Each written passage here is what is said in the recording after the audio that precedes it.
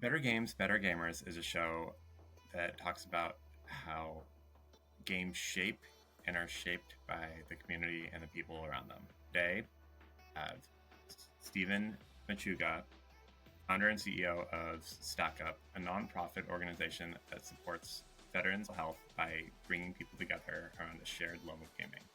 With programs such as peer support groups, game donations, sponsored event tickets, studio tours, and peer-to-peer counseling. Welcome to the show today, Stephen. Hey, Really glad to have you here. I'm really excited. thanks for having me on, Daniel. Appreciate it. So I was actually watching one of your interviews, I think from a few years back, establishing a little bit of your gamer credibility. And also, I think for me, really exploring really what kind of gamer you are, I think is really Sure. why it's so important.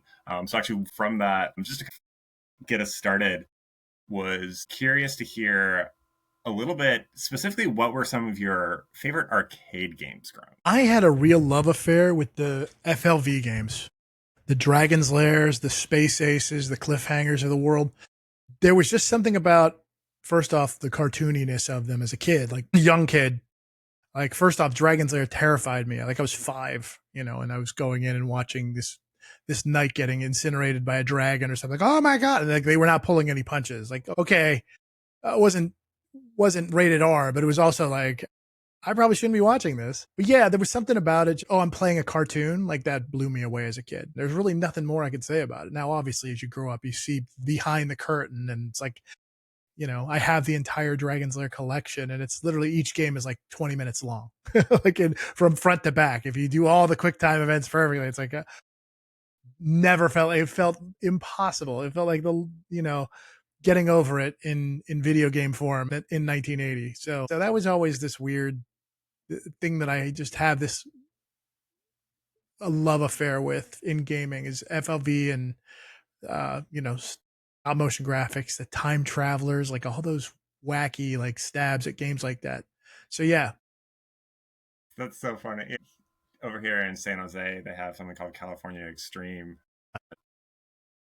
For people that actually, including myself, who were not around in the 80s, I think the ways that stories were being told back then were really different, especially in the 80s as opposed to the 90s and it's like the early 90s, the 80s, early 90s, and like late 90s. Game storytelling is really different. It was tough back then. I mean, was it even a thing back in the day where it's like, all right, rescue the princess? That's as far as it got, as far as deep seated. There were no Last of Us. There was no like real, deep, in depth. They were just stupid little things to put your kids in front of and keep them busy for a while. Only as we grew up did the games grow up with us. Like, hey, maybe if we put an actual story behind this, it's pretty neat. And then what was kind of your journey as a gamer and how evolved over time? I mean, as soon as I could hold a controller in my hand, I was playing video games. My parents just found out this was a thing that I liked doing real early on. Like, my dad used to take me into the local arcade putt place, and I used to spend a lot of like that was the goal in my as a kid. So it was like play video games, enjoy video games, video games, video games, video games. Evolved over the years and became what it is today, where it's like, oh, this is my full time job now. So, but now it's spreading the love affair of what I have with gaming into other people who use it but don't know its real powers. Like, it's like if you really sit and have somebody explain, it's like, oh no, this is actually helping your mental state. It's like, oh, is it really? It's like, yes, because of the X, Y, and Z. It's like, okay, well, that's makes it more meaningful as opposed to like, I'm just wasting my time playing these dumb games. It's like, no. This is recreational therapy. It's like, is it? Like, yeah. In your early adulthood, what was that journey from being a player to working in the industry? It was never anything that I was gonna do. That was never the plan. It was always work a day job, but then, on the side, I was just gonna, it was a super hobby for me. I come home from work, whatever I'm doing, whether it's being in the military or working at, FBI or wherever I'm at, it would take the tie off, take the suit and tie off, immediately sit on the couch and play video games. I recreationally did it. I hobby blogged. I had a podcast. I goofed around with that stuff, but there was no way this was actually going to become a thing. So in 2012, there was this thing called the sequestering that occurred where I I was a government contractor at the time, and I was bouncing between contracts, and it's usually 10 government contractors to one government employee, because it takes like government employees 2 years to go through the process of being hired on, whereas a government contractor, you can move them over in 3 weeks. They're way more expensive, but that's the price you pay. It's good, fast, and cheap, and pick two, right? So the government had had enough of the imbalance of government contractors and said, okay, no more contractors for we're not hiring any more contractors. Which of course I was between contracts at the time, so I was like, well, I'll just wait a couple weeks. I'm sure I'll have another job. A year went by. I wasn't working. During that time, I was running this charity called Operation Supply Drop as just like a funsies. I'm doing this for fun. But because I wasn't working, I was kind of treating it like my full-time job. And back in 2012, the country looked a lot different from where it looks today, where there was a lot more love for the military. There was a lot more disposable income. So yeah, the charity took off in a way I wasn't expecting, and I was able to make it my full-time job. So when eventually it was just like, look, I'm not getting another contracting job. Clearly, this has to be the job. So we just literally be thrown out of a plane without a parachute, and then just learning to fly on the way down. And I actually know how to fly. I didn't know that. So it all worked itself out in very weird ways. So yeah, that's my history of transitioning from recreational to full time. It's like, well, it just became full time by accident, and then it just happened to work out. Well, and I'd love to hear a little bit more about the story of how your experience in the military, and also kind of even your experience as a gamer, transitioned into first that first nonprofit, then also into Stack Up. Sure. You'll never guess what, the original charity didn't work out. And so what ended up happening was, because some bad actors had gotten involved and kind of gotten away from the spirit of the organization, it became about profits and widest reach and how can we sell this organization as quickly as possible. It's like, that's not what this is about, man. So it was like, okay, we're just going to start this over again. And this time we're not going to, no outside help. We're just going to do it ourselves. And it worked out. Yeah. Surprise, you know, new game plus over here with Stack Up. And here we are going into our 10th year in November. After your time in the military, how did that kind of inspire you towards this idea? So 2008, 2009 timeframe, I was working for an organization called not Extra Life, Sarcastic Gamer. And Sarcastic Gamer, not everybody knows. It has come and passed into the ether, as many game blogs from back then did. But one thing that it left in its wake is the guy who was running Sarcastic Gamer was an employee of Children's Miracle Network, which then went on to spawn Extra Life. Now everybody knows what that is. I was working at that blog, recreational, just helping out, volunteering where I could on the weekends and wherever I could. Like, I was going to conventions and doing reviews and all this silly stuff. So that was obviously around sick kids. And I didn't exactly have the same love of it. Like, I was doing it and it was like a thing we were doing, but I didn't have kids of my own. So it was just like, I didn't really have that spark. I was just kind of going through the motions. And then a buddy of mine I was in his wedding, deployed forward to Afghanistan. And while he was over there, he knew I had some connections through, Sarcastic Gamer and Extra Life. He knew I was games industry adjacent. He was like, hey, can you get us something? Like, the guys who came through here absolutely destroyed the MWR facility, which is the morale, welfare, and recreation facilities. It's like all of the fun stuff to do while you're deployed. So the unit had ripped all that out of there and taken it back with them, leaving them nothing, which is a real dick move. But they were like, hey, can you hook us up? And I was like, all right, let me see what I can do. And I reached out to the games industry. And this is back in 2010-ish. So I reached out to all my contacts. And back then it was way different. Oh, yeah, we'll get you whatever you need. Pallets and pallets of games and gear. And they had the stuff. Like, when you go to conventions and you'd come home with 100 t-shirts and just all kinds of tchotchkes. And here, take this, all this stuff. Pallets of stuff sent to us. So it turned into this like, oh, okay, that was unexpected. I did not see that coming.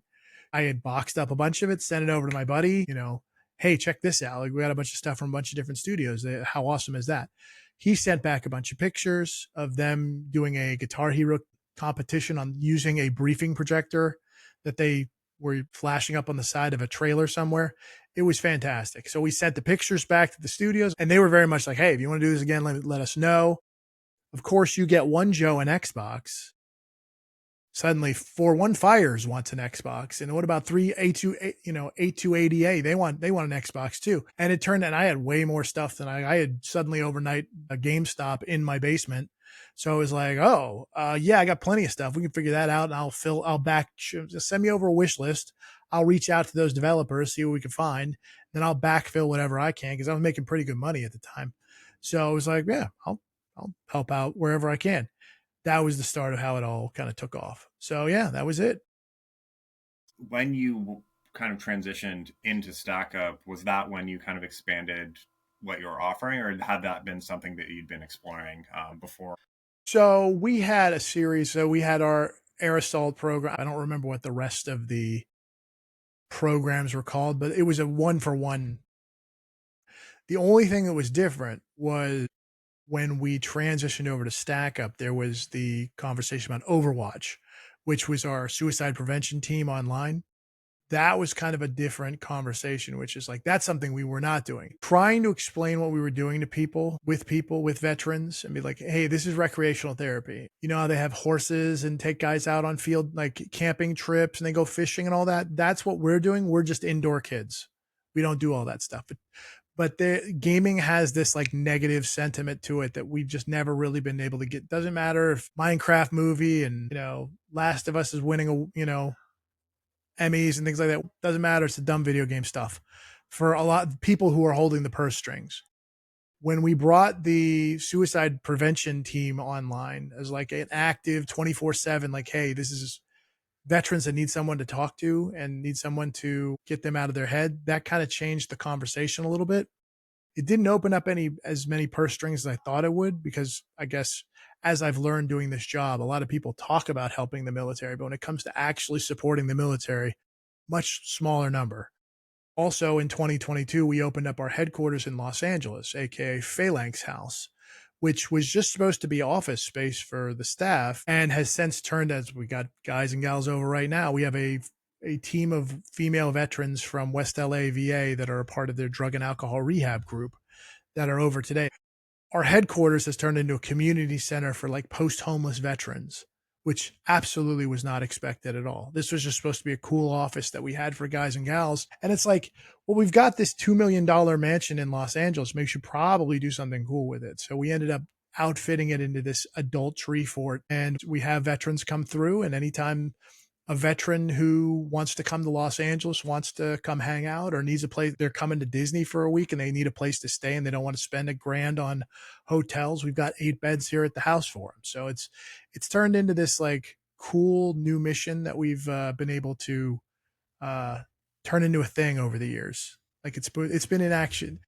We moved in February of 2022, and we've been helping veterans here ever since.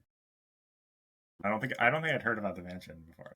Well, the original plan was to just get 400 square feet in a strip mall somewhere. We weren't expecting like, oh, let's get a $2 million mansion. But our major benefactor, his name is Palmer Luckey. He's the guy behind the Oculus Rift from back in the day. And now he's running a military contracting organization called Anduril. They're doing very well for themselves. And he was like, hey, if there's ever anything you need, let us know and we'll see what we can do. And it was coming out of COVID. So I pitched him an office space idea, and it was like, all right, this will be like $100,000 a year. And when I pitched it to him, he's like, yeah, I don't want to rent anything. That's a waste of money. I'm like, okay, well, what do you want to do now? And he's like, well, I'll just buy something and I'll let you use it. Was not expecting that, but that has been the evolution of StackUp over what Operation Supply Drop was, where it was just a bunch of well-meaning volunteers working out of their, homes and basements. And now it's like, oh no, we have office space and employees, and it came together pretty nicely. Well, and kind of speaking on kind of the topic of Palmer, who you kind of want to thank for Me pull getting up getting you this where is you one of are those now. like, this is one of those things like in your head, like I know exactly who I'd thank, but I'm like, I don't want this to be an Oscar speech and be like, oh, you forgot your manager. Obviously Palmer, because without none of this, we would have closed like a long time ago. So more recently, some of the people who have Ubisoft has helped us in the past. They provided us some Humble Bundle support back in the day when we were getting on our feet. That definitely helped out. One of our newer supporters that was definitely one of those people that I never would have gone to at a convention, but one of our media folks went over and did a review for one of their games. are the Pirate 101 and Wizard 101 guys, the folks Hmm. behind it's called King's Isle. For the last 2 years in a row, they have done a mount skin for Stack Up. And both times it was like, well, how much could this buy? I mean, oh, that's so cute. Your little mobile game. You kids, that's silly. The first year they raised us 35 grand, and this year they raised us 30 grand with the same skin, by the way, which was also one of those, how in the hell did that happen? I understand. The first year was like, that blew us away. And then they were like, well, we're going to do it again this year. You're going to do it again? And like, yeah, we're going to do it again. And then they did it again. They were like, what's going on over there? All right, mobile games, let's go. Oh, they have been huge supporters of ours. One of the things I appreciate from organizations is, hey, we see you doing good things. We're just going to help you guys out. Cohen Family Foundation, they're out of New York. That's a guy who loves Star Citizen. He's just like, oh, I heard what you guys are doing. I want to help you guys out. And he's been helping us for almost half a decade now. That team has been fantastic. There's a new group out there called Fun Fund. It's a brand new foundation that is all about helping people with play. They're also just like, well, we just got a big pile of money over here. Would you like some? And then the next year it was like a little bit more stringent, like, oh, you have to fill out a form now. Oh, organizations like that, where it's like, I don't have to put a lot of time and energy into support. It's so few and far between, but God bless every single one of them. Because with the way that nonprofit financial paperwork goes, generally you end out a fiscal year, which ours ends like December 2024. And the following year, you have somebody go in and audit the previous year's books. But the problem is it costs tens of thousands of dollars for an audit team to go in January 1st. And I'm like, it's going to cost more than your grant is actually worth. I'm sorry, we can't afford it. I think when I was listening to your story on the other show, you had this previous nonprofit, and the reason why people were siding with you was because of your vision and the mission behind it. So I kind of wanted to hear almost more on the personal level, who are kind of some of these people that were like, we want to step up and continue. Sure. And that was a very heartwarming, but also heartbreaking time of my life, because that was 2016. When that all went down, I did not want these other guys who were running my old organization to know I was going to come roaring out of the gate with a new organization. 90% of the people came with me because it was ridiculous. It was like this non-veteran business guy who just came in as like a consultant, took everything over. So when he came in with his creative direction, 90% of the people came with me. Price Supply Drop was on the way up. Like, we were doing very well for ourselves. We had done stuff with Rooster Teeth. We had done stuff with like some pretty major groups out there. And me going, scratch all that. We're going to start all over again. There were people just like, nah, I'm going to stay with the boat. I'm going to stay with the ship. It's like, you do understand what's going on, right? And so being the guy with the vision, the original vision, and not just the original vision, but the desire to keep going after everything fell apart, and then go, you know what? No, I'm not done. I still believe there's still something here to keep going, to keep that going, and to keep that ball in the air. Like, people felt that and saw that. And come to find out, being in the military and being an officer, you do learn a couple of things about leadership. It was so funny.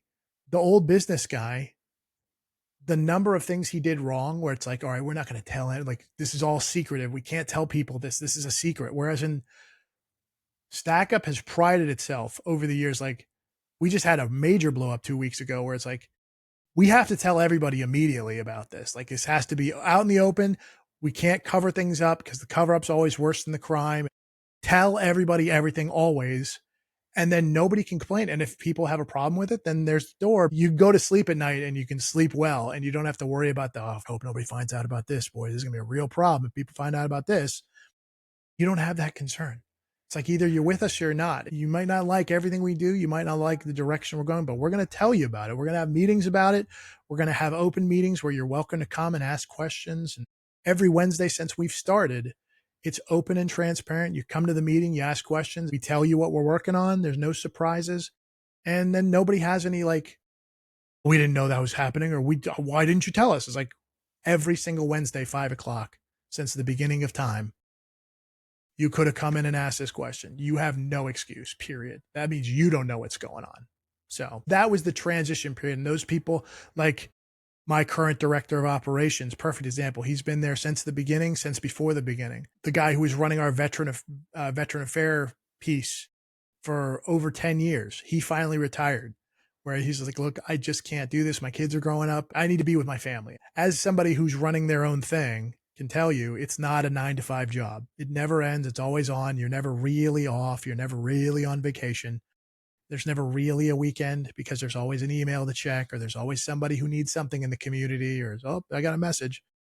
So 10 years of that'll grind anybody, but he came with me. All the people who are on our staff currently, almost everybody transitioned over from that organization or was a volunteer back then and now are full-time staff.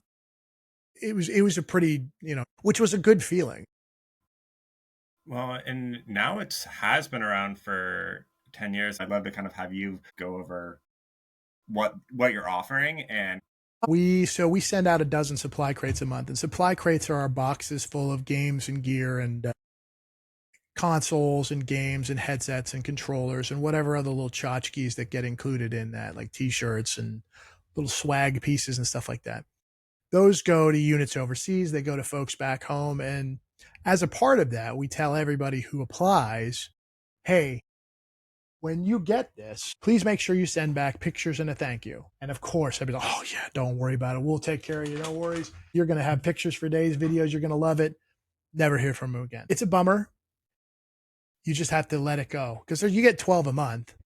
Right now, we're at 70% back of thank yous and stuff like that. So you just have to, it's a numbers game. There are people who leave their shopping carts in the parking lot when they're done. They just kind of, I'm done with this. We are in a society, sir. There's a transaction taking place. We give you $2,000 worth of games and gear. You send us a thank you. You think they could do that? Seems pretty reasonable. You have to be the good guys on this. Like, just turn cheek and be like, all right, we'll get them next month. We do a lot of like vetting before that. We let them know, like, hey, this is the expectation, but we don't hold people to the fire on it. That's definitely one where you just have to just let it go. I'm a very democratic, very huggy kind of boss. I like being liked by people, which is a problem as a boss, but it also makes for pleasant working conditions because generally we're all friends. But when your friends are your coworkers, there are definitely times when I've been kind of stepped on because I'm like, oh no, don't worry about it. I got this. Or don't you worry, I'll take care of this. You just go over there and you rest and I'll take care of this or whatever. Or, oh, okay, your idea is better than mine. That's fine. That's as opposed to sometimes just coming out and be like, no, this is my vision and we're moving forward with this. And if you have a problem with that, there's the door. I have a problem with that as a leader, which isn't great, but also I go back and forth on that one. That's kind of like one of those, if I had to have a problem, it's being too nice of a guy, which, just too busy, too much of a, it sounds funny to say. It's like one of those interview questions or like, tell us 3 things bad about yourself. It's like, I just work too hard. Weakness is working too hard. Yeah, gosh, I just love this company too much. It's like, all right, calm guy. You've talked a lot about leadership. You talked about the shopping cart. Of course, the name of the show is Better Games, Better Gamers. And so one of my questions is really, what do you think being a better gamer would be? Boy, in 2025, there's any number of things that you could be better about, and you can't do all of it. So you have to pick a lane. You have to pick something that is meaningful to you, and then proceed to start helping people around you as best you can. If that's gay gaming, like LGBT gaming, Black gaming, Latino gaming, disabled gaming, kids gaming, any number of things gaming, like pick a lane and go work with somebody doing that. Because really in 2025, everybody's capacity to help other people has shrunk dramatically because money is becoming a problem for everybody. So you just have to try to help out where you can, whether that's just you being a better person in your chats and your Discord clients and trying to help one person at a time. Like it starts locally, right? Like don't people get wrapped up in these big visions of what they want to do. And if they don't hit it or they're like, oh, that's not realistic or I'm not going to bother. It's like, well, just help one person. That's right now is the best you can ask for because, it's getting tough out there. So the other game you mentioned on that show was World of Warcraft. What was your experience? Who did you play with? And what did you like about World of Warcraft? World of Warcraft is a very pretty list of things to do.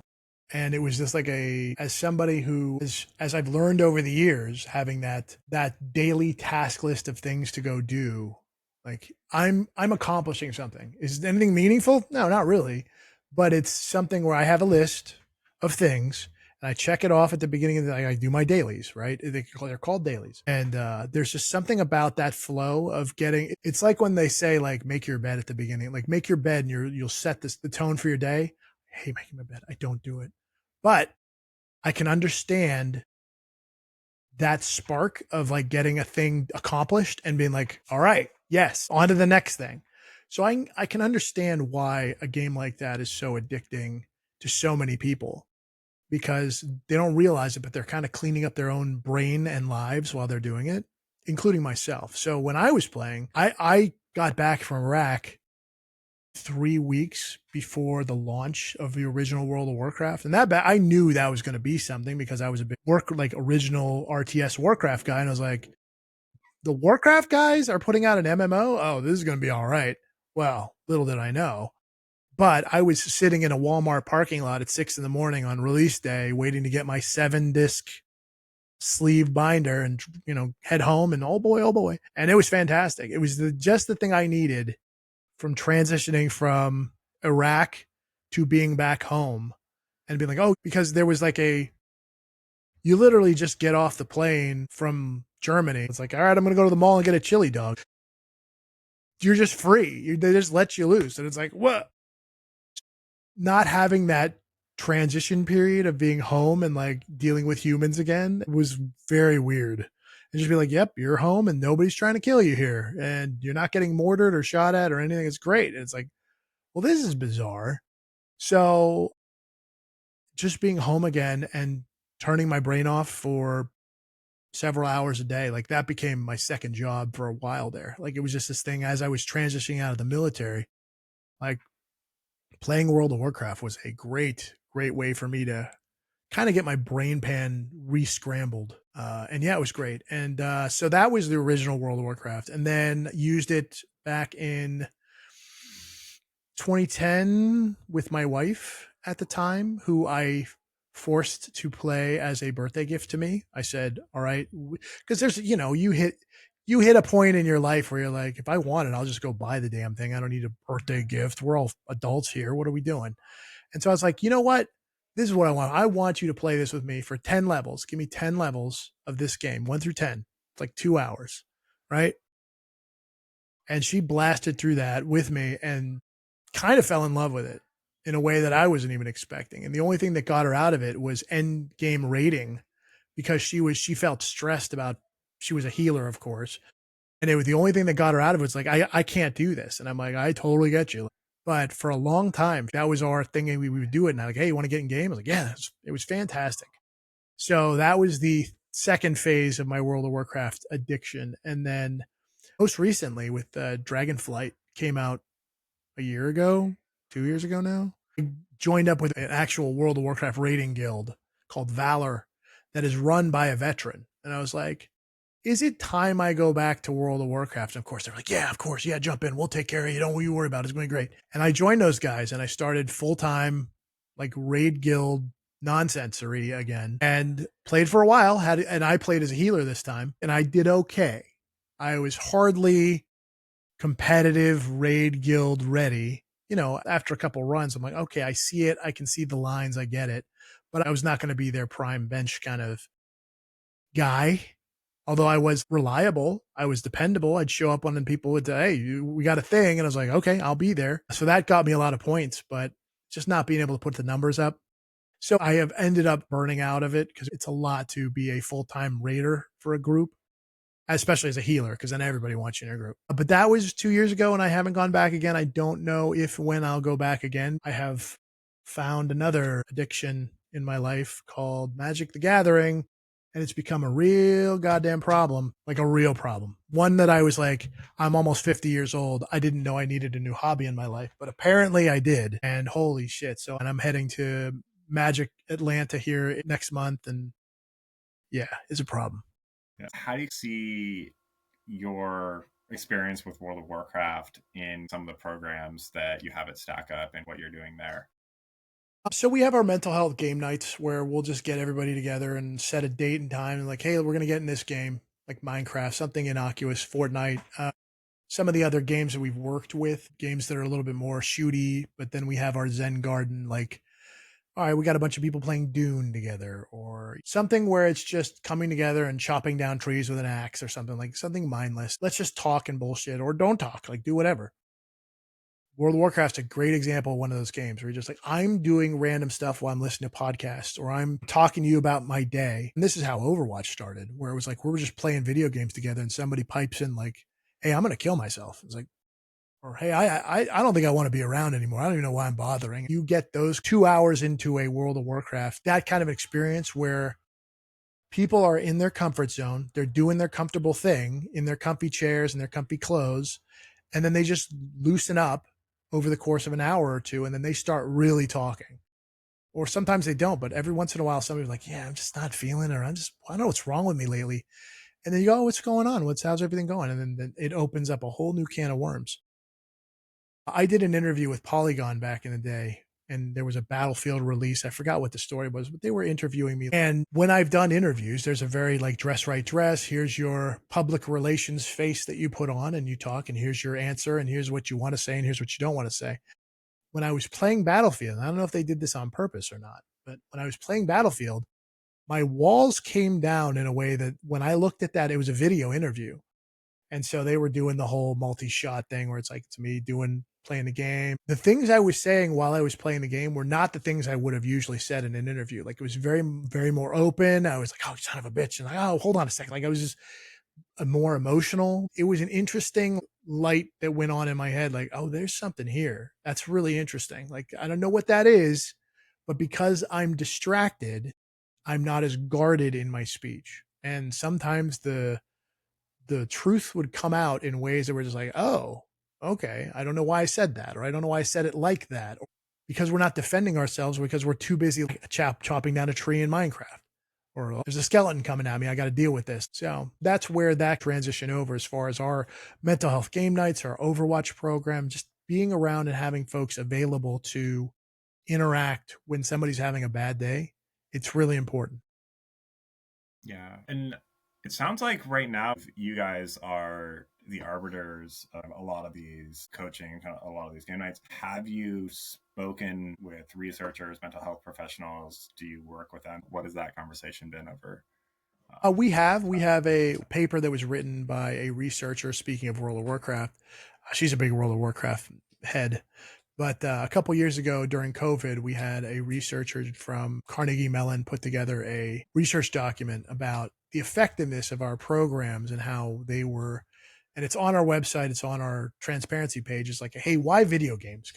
If you're not a gamer, you don't get it. And you have to explain that to everybody. It's like, well, why gaming? It's like, well, you see, that's a couple years old now, but still has that effective, like, okay, Carnegie Mellon, that's a serious research organization. And it was in concert with the CDC, Center for Disease Control, because Center for Disease Control sees veteran suicide as a non-infectious disease. When I first heard that, I was like, sure, okay, that's interesting, but yes. So that was where we fell into with the Center for Disease Control. So we had a good run with them for a while. Very expensive. That was something we got a grant for from them, and then they immediately took all that money back and gave it to the researchers. At the end of the day, we got this cool thing out of it. More recently, the ESA, everybody's favorite DC based lobbying company, they put out on May 1st this veterans in video game paper. What's the word I'm looking for? Survey. The results for a survey. And it was overwhelmingly positive, obviously. Surprise. Gaming good. Who'd have thought? It was like something like 75% of veterans are gamers and use gaming as like mental health support when the VA isn't supporting them and this, that. And it was ridiculous. Like it's one of those things that anytime I can point people at it and send people, they're like, here's the one sheet. Look at this. Like here, look at these numbers. It's insane. Like why video game? This is why video game, because everybody's doing it now. It's a, $200 billion a year industry. It's like, you can't argue with those numbers. It's outpacing Hollywood and sports and everything combined. So the music industry, gaming outpaces all of them. So it's not just a thing the kids are doing in their basement anymore. It's this global phenomenon. And so that's why video gaming. What do you love most about working in the game industry? When we do get breakthroughs, we don't get a lot of support from the games industry anymore. A lot of the games industry exists in China, in the EU, and despite us working with US and allied veterans, they don't care. They just see us as an American based company. They're just like, oh, imperialist war machine dogs. Even the people who are supporting us are kind of like, we're going to give you a check. Don't put this on social media, please. Like, because obviously so much of their population comes from places where the US military is not well liked. In 2025, in the US military, not real popular. So it sucks. So we kind of have to take care of our own right now. Every now and again, like the King's Isle thing I was talking about earlier, every now and again, we get somebody who says it with their full chest. And man, is it a nice feeling. It should be that way. Everybody talks about supporting the troops, but boy, when it comes down to it, the real no shit support of troops, a lot of like half measures and like, hey, we'll help, but maybe not so much. Like, so it's a shame, but that's just where we're at. So Yeah. when we do get big swings, or when we do get like, we got a skin from Ubisoft for a couple years ago for a Rainbow Six Siege character, Valkyrie, and that was fantastic. Things like that, when we get real home runs, it's really nice. So, and then working with the people, of course, like not the industry folks, but the gamers. Gamers are, it's so much fun working with somebody that when we come to them and we're like, hey, do you want to help us? And they're like, oh my God, you came to me and you asked me for help. We're no St. Jude's, but we're still known in the industry at this point. And so people get excited to work with us. It's really fun when it's like, no, thank you. It's always funny when somebody thank you so much for letting me fundraise for you. I'm like, yeah, keep it up, man. You are most certainly welcome. Do you need to be a veteran to work and partner with No, no, no, Saga? no, no, no. Fortunately, like it's veterans and then veteran supporters, like the folks who support the vets, like because everybody has a veteran in their lives somewhere, whether it's like a family member or they served, or it's somebody who like friend or family. You have somebody who's a veteran that just out there. That's those are just the numbers. It's a pretty good chance nowadays.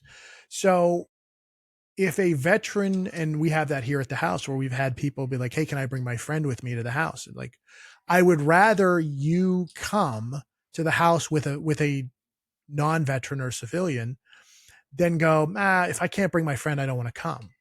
It's like, so yeah, it's like, all right, as long as people aren't abusing the situation where it's like, all right, now it's 90% civilians, and what are we even doing over here? That's kind of an issue. But yes, we're happy to have you. And especially the people that are just like, no, I just support the troops. It's like, oh, God bless you, because that number is getting smaller and smaller every year. What are you playing now, and why are you playing it? What do you like about it? And secondly, what are you anticipating? So Abiotic Factor just hit 1.0 a couple weeks back. I started playing it because my buddy's running the PR for it, and he's like, hey, we hit 1.0. I got tired of playing these survival crafter games like Bellwether and things like that. They're just like, oh, this is version 0.023. And it's like, oh, and I'd play 12 hours of it and then be like, come back in 6 months and we'll have something new for you. And the game would just end. And so I made a deal with myself. It's like, no more survival crafters until 1.0. And then Abiotic Factor hit 1.0. And I'm like, I'm in. So great game. Wasn't expecting it. Fun game set in the not Half-Life universe. Wink, wink. And it's a survival crafter indoors, which is interesting. So it's a lot of fun. I like playing survival crafters by myself, which is weird. I stream them at night every, again, chopping tree with wood. Okay, here's my check block for today. I need to build this thing. I need to craft this thing today. And then I have my voice chat up. What was I playing? Oh, it's the new one that just came out. Wildgate. So I tried streaming that with a buddy of mine the other day, and it was just like so sweaty I couldn't focus on my stream at all. I look over and I like missed 20 messages. So a game like Abiotic Factor, it's low stress, low threat, low maintenance. Like you're building stuff out. There are threats walking around the facility, but it's not like, no, I like stop for 20 minutes. I can't breathe. I have to focus on this. Like, all right, everybody shut up. Yeah, have That's you played the Dune game? I heard that yeah, was another yeah. one of that. Yeah. Dune was fun. Got a little samey there for a while. Like I got to my ornithopter, and I was like, I think I'm done. There's like they have a lot of end game stuff with the because I played through Funcom's Conan same way. Or I want to get to the end of this game and walked out of the desert in effect. So yeah, it worked out pretty well. But yeah, the new Dune's pretty good, especially with I didn't do it with multiple people. It seems like it would be a lot of fun, but yeah, I just can't do. I don't want to come back from a day of work and somebody's been playing for 8 hours. Like, oh, I built everything. It's like, well, that's what are we doing? That's no fun. The whole point of this is for me to like find things and build things. And if you've already done everything, then what am I like? No reason for me to even be here. What are some things you enjoy outside of work, outside of games? Working out. Working out was a thing. I got to my fattest ever 3 years ago, and it was like, okay, if I ever want another human female to touch me again, I probably need to get myself back in control, under control of myself. And so I turned it into a online thing, working out. It worked out pretty nicely. Drops were almost down to 60 pounds, and I'm back on the beat, back on the block again. So it worked out pretty nicely. But working out has been like 6-7 days a week, as like a, because I'm also almost, as I said, almost 50, and I'm starting to get to the point where people around me are starting to drop like flies and have a lot of medical issues and problems and aches and pains and things like that. And I'm like, I'm not having those, but I'm also spending 3 hours a night at the gym. So it's like, pick your poison, where it's like, okay, it's not 3 hours a night at the gym, but it's from the time you put your workout clothes on to the time you get out of the shower after you get home. It's like 3 hours of my day is like tied up with that stuff. It's like cool, but also it's a lot of time. It's the real life grind on top of Yeah. the game grind. Yes, absolutely. Absolutely. So when they're like, why haven't you played this or why haven't you watched this thing yet? And I'm like, give me another 12 hours of the day and then maybe we can talk. Where can people learn more about Stack Up? How can people support you? How can they learn more about you as well? All the socials, it's stackup.org, DOTORG, stackup.org, all spelled out on all of the socials, including Blue Sky. That's the best place. Obviously, you got the website, stackup.org, stackup period org. Yeah, that's we have a Discord channel. It's discord.gg/stackup DOTORG. That's where you can come hang out with all of our folks. We've got 8,000 people in our community. Of course, that's like 80 people that are actually active, but you know how that goes. But yeah, that's where you can find us. That's where we're at. And yeah, we'd love to have you. If you have a veteran you think you could nominate or need some help or something we can help out, let us know. Yeah. And then how can people support you? Or what are you looking for or hoping for in the future? Get the word out. Let people know. If you can't donate directly or you can't stream for us, like, just let people know. That's really all we ask. Like, if you want to always use more volunteers out there in the field helping out, folks out there that are building local chapters, as it were, our Stacks program. Do you have any parting words of wisdom, parting thoughts? Help those around you as best you can right now. It's not good out there, but if you can help one other person, that's all you can ask for right now. Do the best you can to be good in your own world and to those around you, and just keep your head down, man. It's rough out there. Thank you so much. Thank you so much for listening. If you enjoyed it, please subscribe and follow us at bettergamers.com and on social media. Hope to see you next time.